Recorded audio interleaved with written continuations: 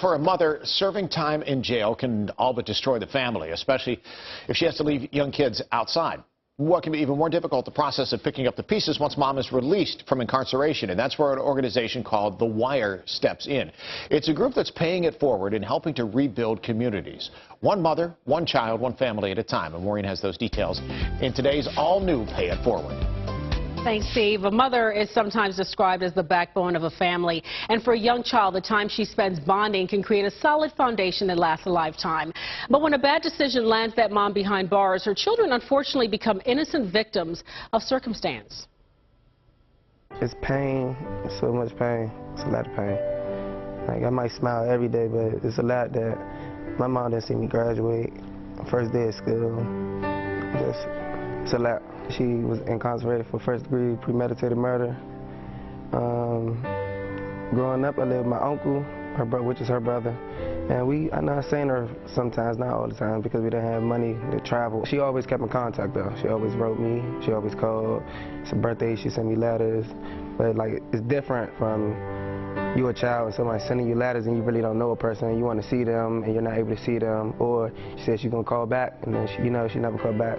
When we go to school, and then everybody, mom's there for the first day, and I'm calling my uncle, like, I just feel down. It made me want to act out sometimes.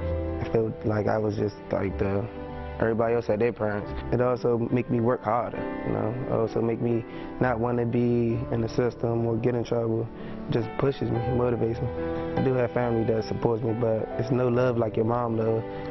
No, there's no love. Like, I don't have no memories, no pictures or anything of my mom other than tan. And you don't want to, you don't want to show, like when someone say, can I see a picture of your mom?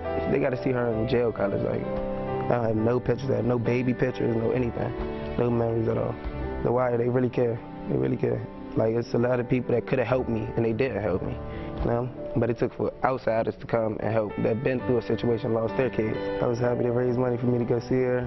She was excited too, because she didn't see me in so long. And then when I seen her, I knew how she looked, but she just looked so different from pictures, So I was excited. She always tells me she's coming home, and she never wanted me to make the mistakes that she made.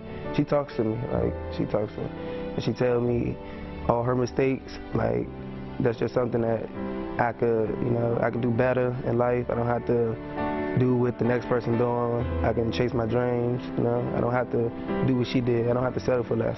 I can be anything I want to be. And that's just one story of hope that you hear, made possible by these two amazing women, Tanisha Murden and Shalita Tuxen, with the W.I.R.E. Welcome. Thank you. As a mom, this breaks my heart. I can't even imagine not being able to be with my child, and it makes you tear up. But you women know this story intimately. First of all, let's talk about what you did for Donnell and what you're doing for other youth whose parents whose mothers are incarcerated with through the W.I.R.E DC. Okay, so what we do is we actually have fundraisers or money from our own pockets, and what we do is we get a charter service bus and we take them to the facilities that's far away from D.C. because you have women in Hazleton, Alabama, Connecticut. They're spread it widespread, and they don't get visits. They watch their children grow up through pictures. So we take them up there at least once a year to one facility that we pick out of all the facilities that the women in from the DMV women. And for Donald specifically, what did you guys do? So we raised funding for him. We sent him through a GoFundMe, right? GoFundMe and through Facebook. Donations, and also LaShawna also came out of her pocket briefly, just to kind of like put towards the remaining of what was left on getting him there. Right. But I'm honored and I thank God for LaShawna, because if it wasn't for her and the other women, other W.I.R.E, we wouldn't even have, we wouldn't be standing here talking about this. And I know your stories are so complicated, and it takes a lot of time, but both of you were incarcerated and found your way out. Just very briefly, tell us your story. Like, if you could sum it up in 20 seconds, and I know that's really not doing it justice, but just tell us what your background was, and then you as well. Yes, I served 8 years in prison, which I was sentenced under UFAC, which is a W.I.R.E. My record is sealed, and I'm the youth specialist for the W.I.R.E. I want to reach out to younger women that's going through trauma as well. To let them know you can emerge from this and be a better person, and you can have a successful life outside. Yes. you have a slightly different story. I do. I was fatherlessness. I was in psychiatric institutions, group homes, residentials. I've been molested. I've been sexual abused, and other women that deals with the same exact thing that I have been through behind bars. And I feel like if we can just have more facilities, more programs, more transitional housing, to instead of just incarcerating them, put them in it, put them in those type of treatments so they can get help, because it's this mental health piece. There's so many layers, and what's touched me is you're talking about you guys are coming out of pocket to try to make this happen. I mean, that has got to be.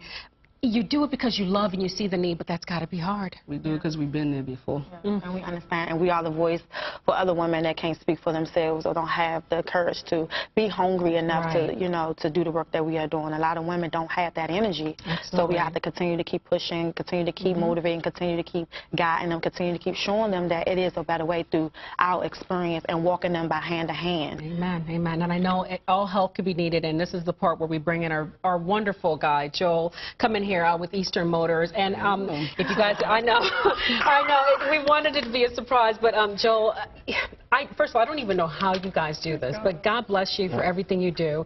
You are here. I'm going to let you do this part. I know Allison is so adept at doing this, and I cry every week when she's doing this part, but please we're just happy to doing. be involved with this. So it's you guys are the ones doing the work. We're just happy to be a part of this. So two things. We wanted to help Donnell continue on his success because he did such a great job telling the story. So this is $250 in gift cards just for him specifically. But then we also want to donate $2,000 to you guys' cause to keep helping you guys grow families, and what you guys are doing is amazing. And really, thank you so much. My goodness. You're really helping This is a real blessing from a stranger. You guys are What great. will this money do? What will it help you do immediately? Was there something you were looking to buy, or perhaps a program you're looking to launch?